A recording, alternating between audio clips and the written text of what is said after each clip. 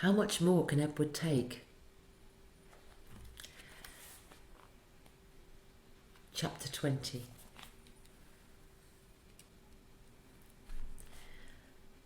How many dancing rabbits you seen in your life? Bryce said to Edward. I can tell you how many I seen. 1. You. That's how you and me are going to make some money. I seen it the last time I was in Memphis. Folks put on any kind of show right there on the street corner, and people pay 'em for it. I seen it. The walk to town took all night. Bryce walked without stopping, carrying Edward under one arm and talking to him the whole time. Edward tried to listen, but the terrible scarecrow feeling had come back, the feeling he had when he was hanging by his ears in the old lady's garden, the feeling that nothing mattered and that nothing would ever matter again. And not only did Edward feel hollow, he ached. Every part of his china body hurt. He ached for Sarah Ruth. He wanted her to hold him. He wanted to dance for her. And he did dance, but it was not for Sarah Ruth. Edward danced for strangers on a dirty street corner in Memphis. Bryce played his harmonica and moved Edward's strings, and Edward bowed and shuffled and swayed, and people stopped to stare and point and laugh. On the ground in front of them was Sarah Ruth's button box. The lid was open to encourage people to drop change inside. Mamma, said a small child, look at that bunny. I want to touch him. He reached out his hand for Edward. No, said his mother, dirty. She pulled the child back, away from Edward. Nasty, she said. A man wearing a hat stopped and stared at Edward and Bryce. It's a sin to dance, he said. And then after a long pause he said, it's a particular sin for rabbits to dance. The man took his hat off and held it over his heart. He stood and watched the boy and the rabbit for a long time. Finally he put his hat back on his head and walked away. The shadows lengthened. The sun became an orange, dusty ball low in the sky. Bryce started to cry. Edward saw his tears land on the pavement. But the boy did not stop playing the harmonica. He did not stop making Edward dance. An old woman leaning on a cane stepped up close to them. She stared at Edward with deep dark eyes. Pellegrina? Thought the dancing rabbit. She nodded at him. Look at me, he said to her. His arms and legs jerked. Look at me. You got your wish. I have learned how to love. And it's a terrible thing. I'm broken. My heart is broken. Help me. The old woman turned and hobbled away. Come back, thought Edward. Fix me. Bryce cried harder. He made Edward dance faster. Finally, when the sun was gone and the streets were dark, Bryce stopped playing his harmonica. I'm done now, he said. He let Edward fall to the pavement. I ain't going to cry any more. Bryce wiped his nose and his eyes with the back of his hand. He picked up the button box and looked inside it. We got us enough money to get something to eat. Come on, Jangles. The diner was called Neil's.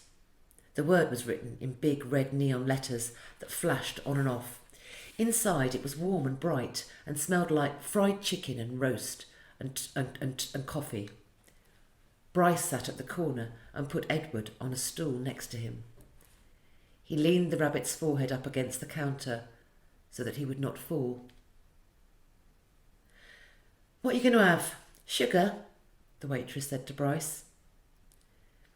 Give me some pancakes, said Bryce, and some eggs. And I want steak too.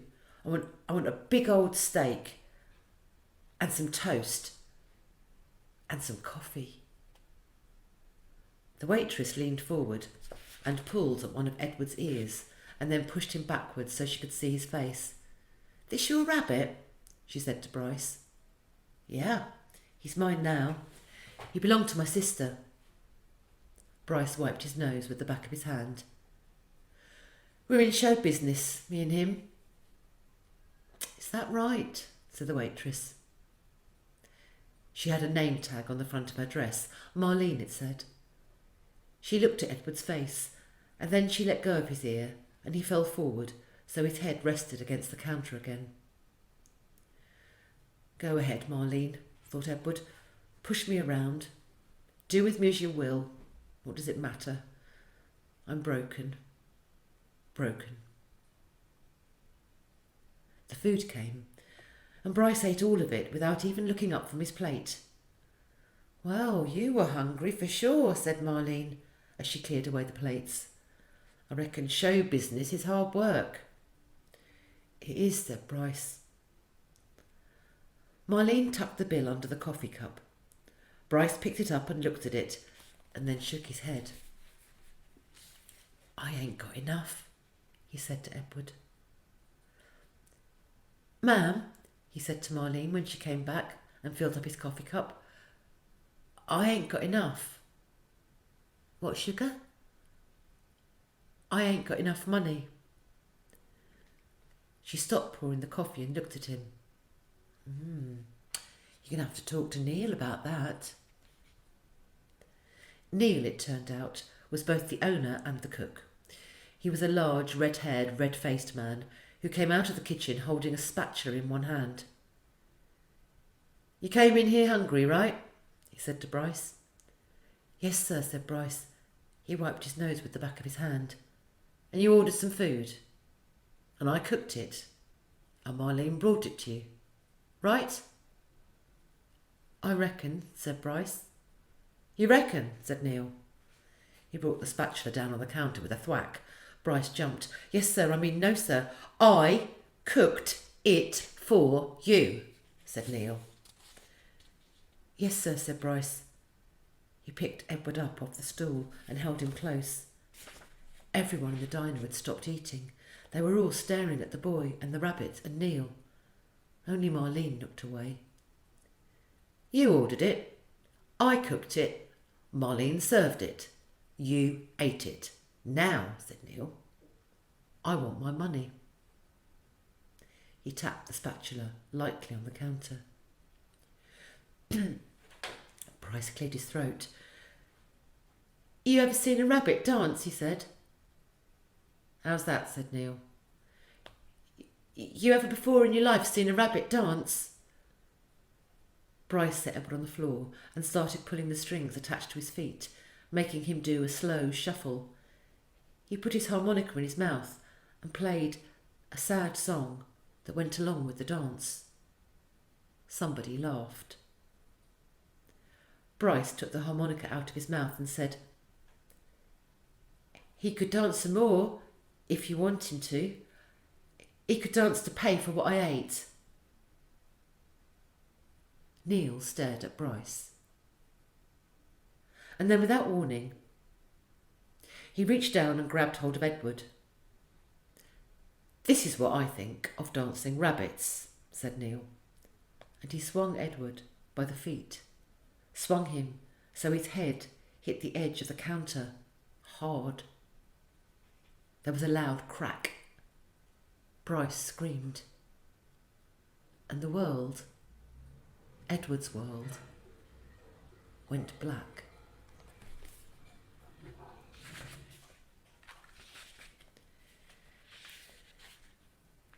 It was dusk, and Edward was walking along a pavement.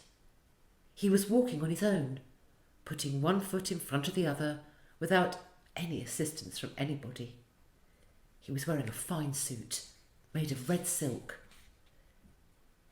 He was walking along the pavement, and then he turned onto a path that led up to a house with lighted windows. I know this house, thought Edward. This is Aberlane's house. I am on Egypt Street. Lucy came running out of the front door of the house, barking and jumping and wagging her tail. "Down, girl," said a deep, gruff voice. Edward looked up and there was Bull, standing at the door. "Hello, Malone," said Bull. "Hello, good old rabbit pie. We've been waiting for you." Bull swung the door wide and Edward walked inside. Aberlane was there, and Nellie, and Lawrence, and Bryce. "Susanna!" called Nellie. "Jangles!" said Bryce. "Edward," said Aberlane. She held out her arms to him. But Edward stood still. He looked around the room. "You searching for Sarah Ruth?" Bryce asked. Edward nodded. "You got to go outside if you want to see Sarah Ruth," said Bryce. So they all went outside, Lucy and Bull and Nellie and Lawrence and Bryce and Aberlane and Edward. "Right there," said Bryce. He pointed up at the stars. "Yep," said Lawrence. "That's the Sarah Ruth constellation." He picked Edward up and put him on his shoulder. "You can see it right there." Edward felt a pang of sorrow, deep and sweet and familiar. Why did she have to be so far away? If only I had wings, he thought, I could fly to her. Out of the corner of his eye, the rabbit saw something flutter. Edward looked over his shoulder, and there they were, the most magnificent wings he'd ever seen. Orange and red and blue and yellow, and they were on his back. They belonged to him. They were his wings. What a wonderful night this was. He was walking on his own, he had an elegant new suit, and now he had wings. He could fly anywhere, do anything. Why had he never realised it before? His heart soared inside of him. He spread his wings and flew off Lawrence's shoulders, out of his hands and up into the nighttime sky, toward the stars, toward Sarah Ruth. "No," shouted Aberlane. "Catch him," said Bryce. Edward flew higher. Lucy barked. "Malone!" shouted Bull. And with a terrific lunge, he grabbed hold of Edward's feet and pulled him out of the sky and rested him to earth. "You can't go yet," said Bull. "Stay with us," said Aberlane. Edward beat his wings, but it was no use. Bull held him firmly to the ground. "Stay with us," repeated Aberlane. Edward started to cry. "I couldn't stand to lose him again," said Nellie. "Neither could I," said Aberlane. "It would break my heart."